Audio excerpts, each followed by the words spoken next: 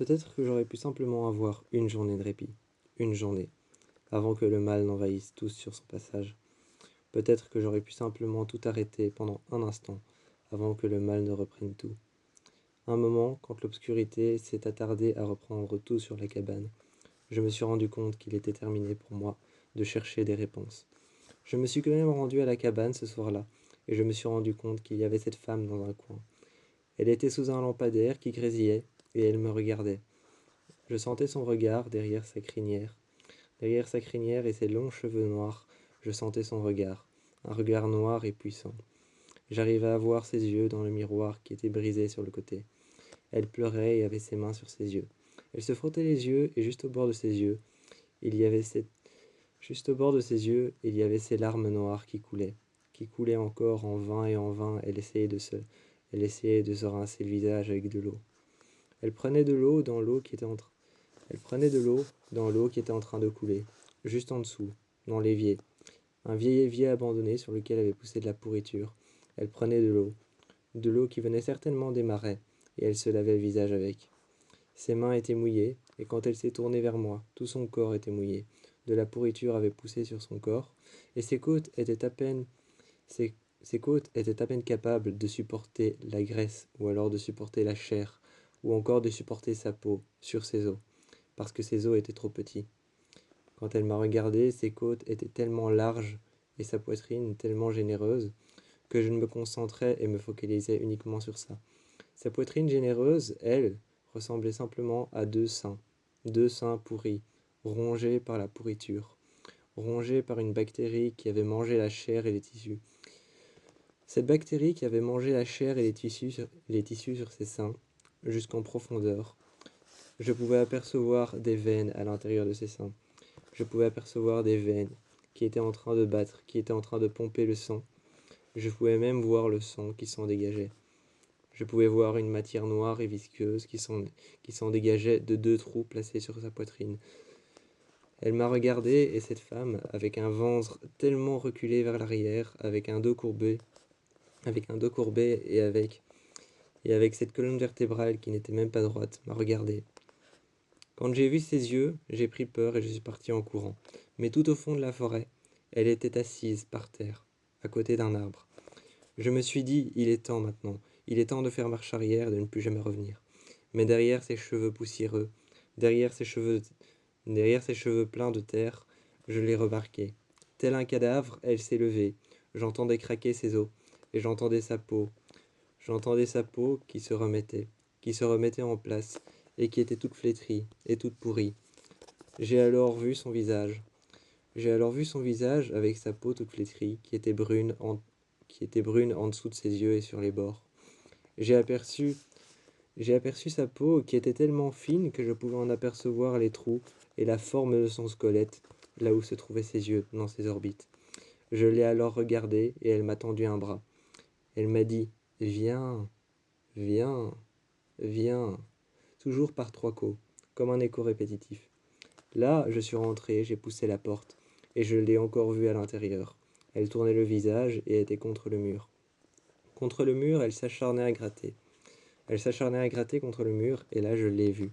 J'ai vu ses ongles qui étaient complètement cassés, ses ongles qu'elle avait frottés contre ses mains.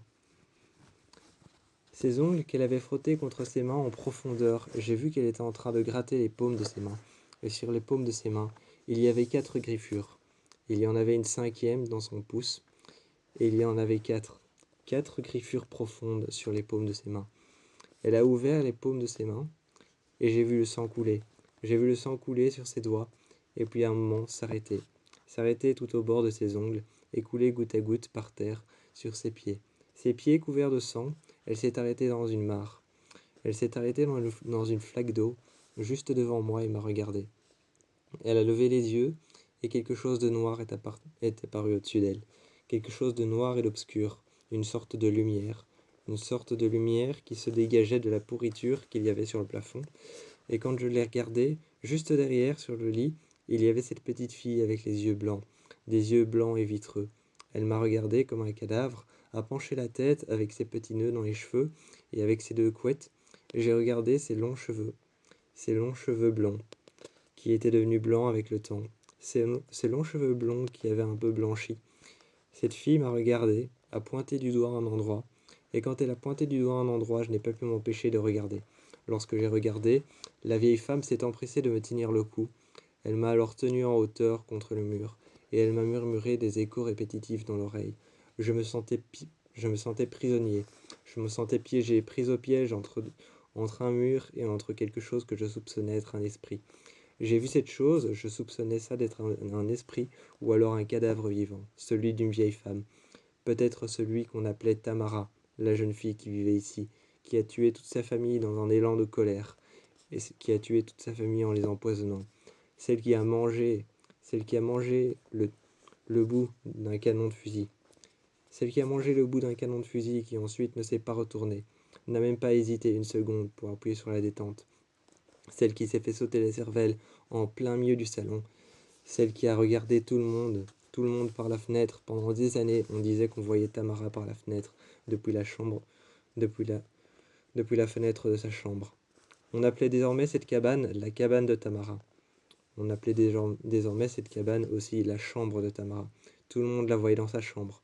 Personne n'osait rentrer, à part nous. Cette nuit-là, nous sommes rentrés, et nous avons vu Tamara, en chair et en os. Sa longue chevelure noire, ses yeux vitreux et blancs, ses yeux noirs de temps en temps, derrière les lumières qui scintillaient, derrière le lampadaire qui ne fonctionnait pas bien.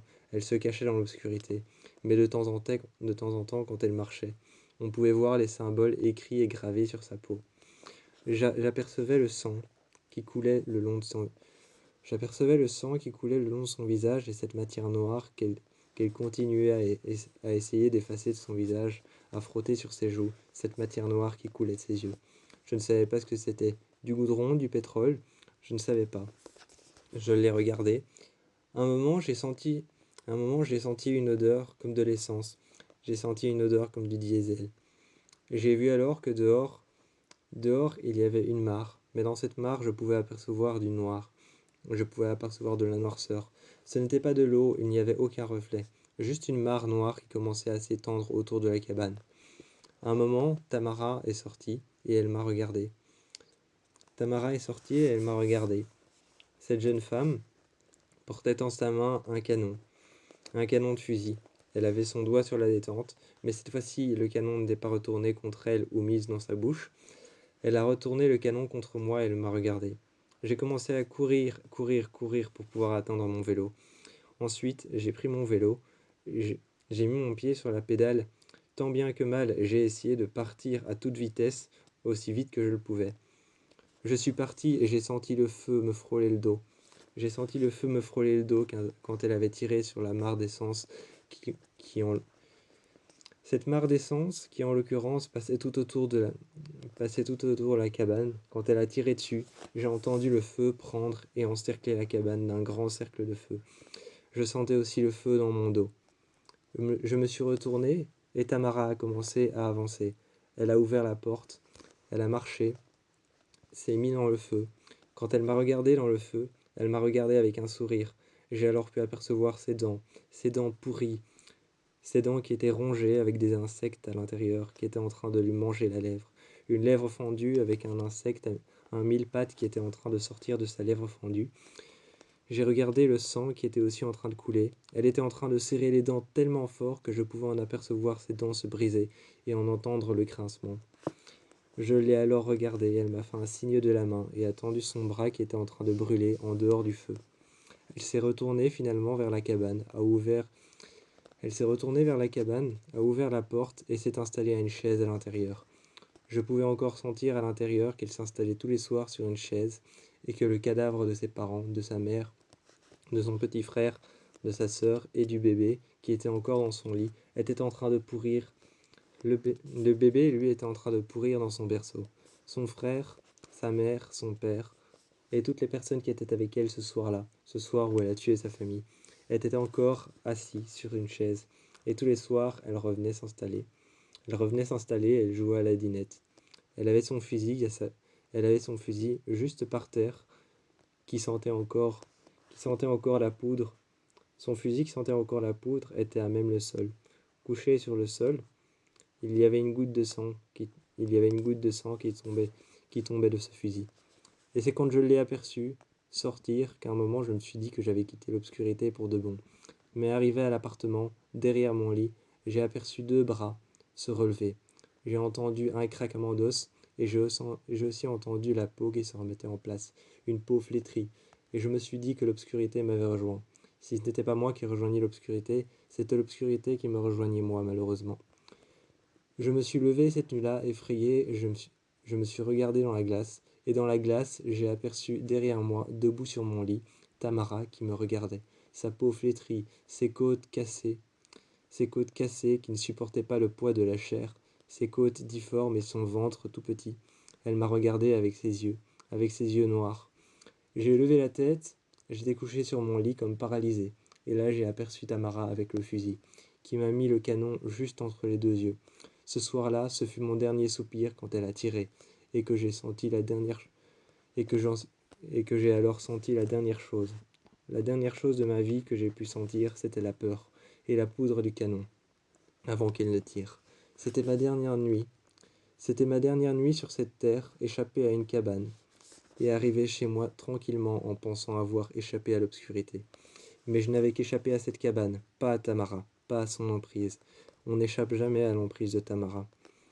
C'est elle qui échappe à ton emprise. C'est elle qui réussira à se guérir de tes... C'est elle qui réussira à se guérir de tes griffes, à sortir de la cage que tu lui as faite. Tu l'as enfermée dans cette cabane. C'est elle qui réussira à en sortir et à venir te hanter à jamais.